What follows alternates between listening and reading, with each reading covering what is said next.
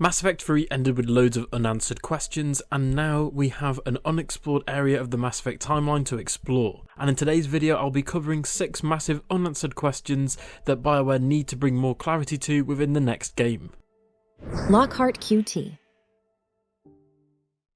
The first question would be when the next game takes place in the timeline. BioWare still haven't confirmed this yet, but the two options BioWare have here are really a game set between Mass Effect 3's ending and Andromeda, and then a game essentially set after Andromeda's ending being a sequel to Mass Effect Andromeda.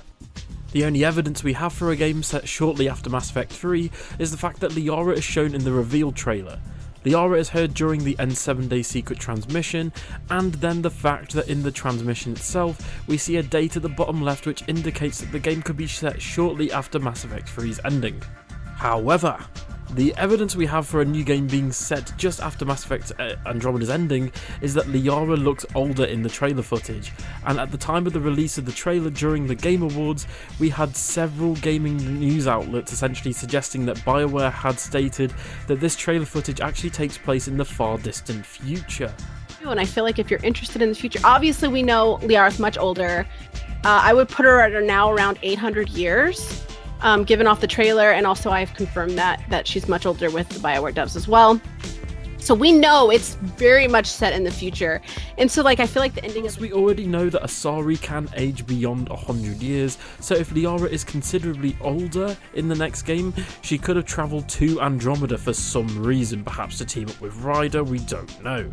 We also have the Godspeed Pathfinder, essentially snippet of audio that was taken directly from Mass Effect Andromeda that's in the teaser trailer, as well as the shot of both the Andromeda and the Milky Way galaxy together in the trailer. If you look at this shot, it's really interesting because it essentially pans out from Andromeda going back into the Milky Way galaxy, so perhaps this is actually meant to tease that we are returning to the Milky Way galaxy. The next question is, will Commander Shepard return? I've already done videos on this, but Commander Shepard was one of the most beloved gaming protagonists of all time and is by far the best protagonist we've had in Mass Effect. And if Shepard doesn't return, people are going to riot in the streets.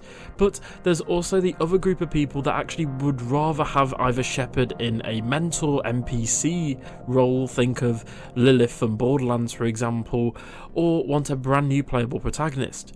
BioWare will most likely reveal the main protagonist during the next trailer, as we first saw Ryder during the 2015 trailer for Andromeda, and back then it wasn't even called Mass Effect Andromeda. Plus, we'll most likely see the Dreadwolf main protagonist in the next trailer for Dragon Age, so let's just see if all of the pieces here fall into place. Hopefully we will see something for the next Mass Effect at the next EA Play or the Summer of Games hosted by the Game Awards during the summer, as we now know E3 is well and truly dead. Will past Sqaudmates return? We also need to know if past Sqaudmates will return in the next game. Obviously we know Liara's returning because, well, we've seen and heard her, but we need to know if hopefully in the next trailer if characters such as Garrus, Best Girl, Joker and EDI are returning. Again, we already know that Liara is returning, but this also depends on when the next game is set in the timeline. We also have hints for characters such as Aria T'Loak returning, as we have seen signs for Omega in the End 7-day concept art in whatever this location is, so hopefully we get to see more characters as well. The next question, will the game be open world like Mass Effect Andromeda or linear like the OG trilogy? I've covered this before in previous videos, but the next game is most likely going to be linear like Mass Effect 1, 2 and 3, because BioWare seem to be wanting a return to what made Mass Effect great in the first place. We're bringing back characters such as Liara, basically to draw fans that left the series during Andromeda back in, especially this is why they remastered the Legendary Edition to get old fans to return. But what if the game is open world / open area? In both the OG Mass Effect as in Mass Effect 1 and Mass Effect Andromeda, we take control of vehicles such as the Nomad and the Mako to explore big areas of different various planets. Andromeda took this a step further by having NPCs, side quests, collectibles and even more available to the player in more open world sort of area formats, whereas Mass Effect, the original game, was more just open areas for combat and slight collectibles.